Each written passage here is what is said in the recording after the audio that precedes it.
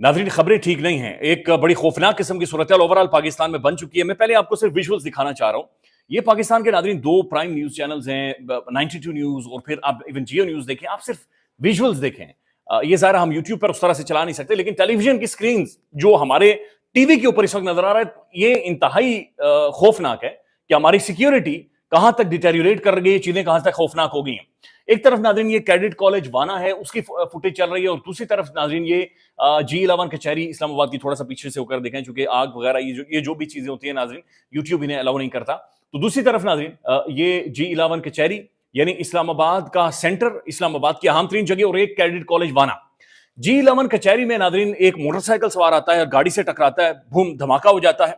अभी तक की इतलात के मुताबिक, जो कि अनकन्फर्म्ड खबर है, अगेन ये मुतजाद खबरें इसके हवाले से आ रही हैं, लेकिन ARY न्यूज और जियो न्यूज मुख्तलिफ जो और प्लेटफॉर्म से रिपोर्ट कर रहे हैं कि 12 लोगों की शहादतें हो चुकी हैं और तकरीबन 2 दर्जन से ज्यादा लोग नाज़रीन जख्मी हैं।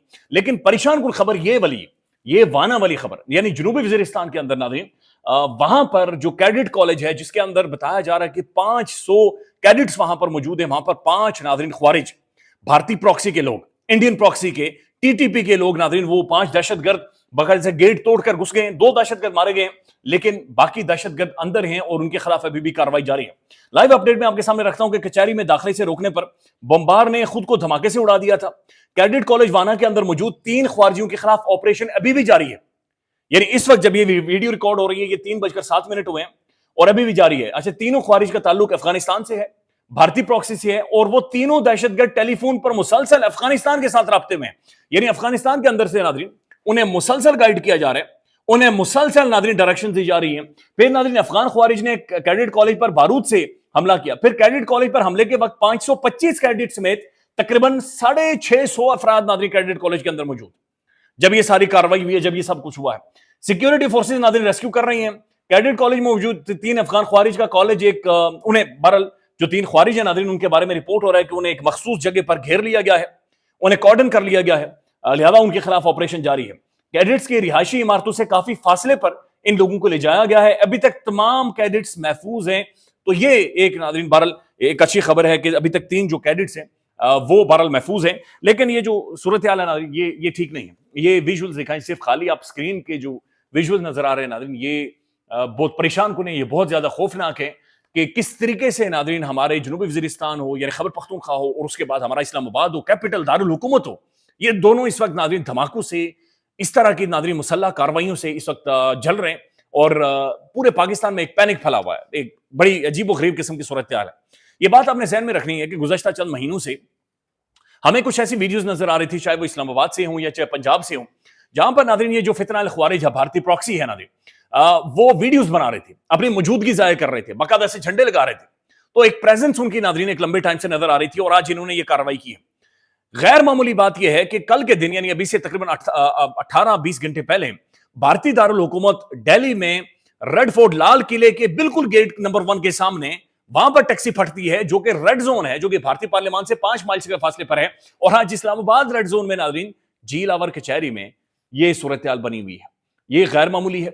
मोदी की स्टेटमेंट एक आई है और भारत इसे मुकम्मल तौर पर जो दिल्ली में हुआ है उसे एक फॉल्स फ्लैग की शक्ल देने की कोशिश कर रहा है। मोदी का यह कहना है कि हम इसे एग्जामिन कर रहे हैं, हमारी सिक्योरिटी एजेंसीज इसे देख रही हैं, लिहाजा ये, बल्कि मैं चाह रहा हूं कि मोदी को आप खुद ही सुन लें। हमारी एजेंसियां इस षड्यंत्र की तह तक जाएगी। इसके पीछे के षड्यंत्रकारियों को बख्शा नहीं जाएगा। All those responsible will be brought to justice.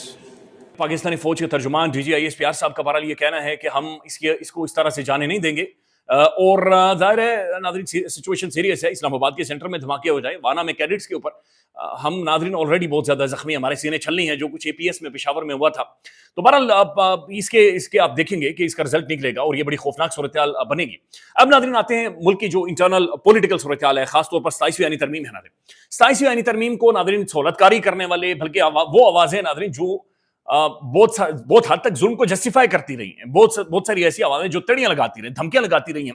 Barrister Munif Farooq साहब को नाज़रीन मैं आपको सुनाना चाह रहा हूं कि 27वीं आईनी तरमीम के बारे में बैरिस्टर मुनीफ फारूक साहब क्या फरमा रहे हैं कि भाई ये जो तरमीम है ये ठीक नहीं है और ये गुड टू सी यू नहीं है, बल्कि एज यू लाइक वाली तरमीम है। ये सुन लें आप। ये तरमीम इस निज़ाम ने अपने लिए मुरतब की है। इस निज़ाम के अंदर जो तरमीम इसके अंदर मेनली चीज़ हुई है, अदलिया अब आपके मुल्क के अंदर पहले गुड टू सी यू वाली थी, अब यही आप कह सकते हैं एज यू लाइक सर, इस टाइप की अदलिया मुमकिन तौर पर होगी, या as your mighty lord wish, इस टाइप की अदलिया होगी आपके मुल्क के अंदर, जिसे आप महकूम अदलिया कह सकते हैं। किसी को अच्छा लगे बुरा लगे, लेकिन ये वो बात है जो मैं कोई आपको ब्रेकिंग न्यूज़ नहीं दे रहा, लेकिन क्योंकि अब तरामीम मेरे सामने है, जो मुसवदा पेश किया गया है। हमारे मुल्क में अदलिया वैसे भी बड़ी कंट्रोवर्शियल रही है। हमारे जो मामलात रहे हैं अदालती तारीख, वो बड़ी चेकर्ड है, बड़ी गंदी तारीख है, और माजरत के साथ हमारे जो जज साहिबान हैं उन्होंने ठीक ठाक इसके अंदर अपना किरदार अदा किया। लेकिन जो आज की तरमीम है, इसने ये इसके ऊपर बहुत सख्त कर दिया कि आपकी अदलिया अगर पहले भी दबाव या महकूम थी, तो अब महकूम प्लस होती नजर आएगी। अब नाज़रीन इसी के ऊपर अनवर मकसूद साहब ने बातचीत की। उन्होंने कहा ये कॉन्स्टिट्यूशन नहीं है, ये प्रोस्टिट्यूशन है। ये प्रोस्टिट्यूशन की तरह इस्तेमाल होता है ना, एक उस खातून की तरह जो अपना जिस्म बेचती है ना, जब दिल किया पैसे दिए और उसे आप लेकर आ जाते हैं। बल्कि आपको याद होगा अदील राजा साहब ने रिपोर्ट किया था कि नून लीग के कुछ लोग ये कहते हैं कि हमें खुसरो की तरह ट्रीट किया जाता है, जब दिल करता हमें नचवाया जाता है और मार मार कर घुंघरू बांध कर हमें नचवाया जाता है। अनवर मकसूद साहब क्या कह रहे हैं, पहले ये सुन लें आप। कॉन्स्टिट्यूशन को इन लोगों ने प्रोस्टिट्यूशन बना दिया और जो तरमीम है वो एक तवाइफ है, जब मर्जी आज ले आओ। ऐसा नहीं होना चाहिए। तरमीम इस तरह नहीं होती है कि उठा के ले जा रहे साइन करें। तरमीम दुनिया में नहीं होता। जितनी तरमीम आई हैं अब तक उसे महीनों लग जाते हैं। सबको पता होना चाहिए किस बात पे तरमीम आ रही है। और ये सिंपल नहीं है नादरीन। इस आईनी तरमीम के जरिए इस्तिस्ना दी गई, इम्यूनिटी दी गई है, फॉर लाइफ इम्यूनिटी दी गई, जो कि सबसे खौफनाक किस्म का प्रेसिडेंट है। आप ये मैं चाह रहा हूं कि ये आप देखिए, जरदारी साहब को नादरीन जो इम्यूनिटी दी गई है, ये ब्लैकमेल होकर दी गई है।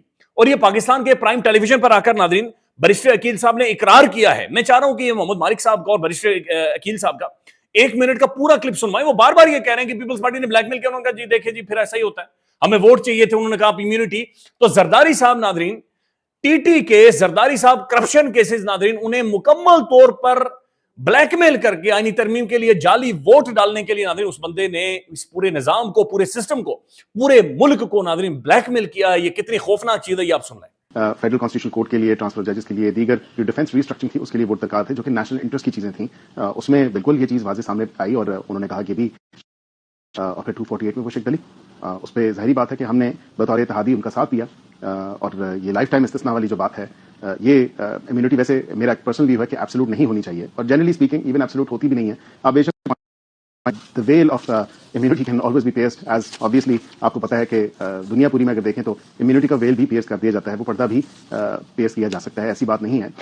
नाज़रीन इसके ऊपर बातचीत करते हुए आज बैरिस्टर गौहर साहब ने बाकायदा से इसे कहा है कि ये बाकू तरमीम है और ये बाकू से वीडियो लिंक के जरिए इसकी परमिशन दी गई, लिहाजा हम बाकू तरमीम को नहीं मानते, हम इस दस्तूर को नहीं मानते। तो इस तरमीम को नाज़रीन बाकू तरमीम कहा जा रहा है, ये भी सुन लें।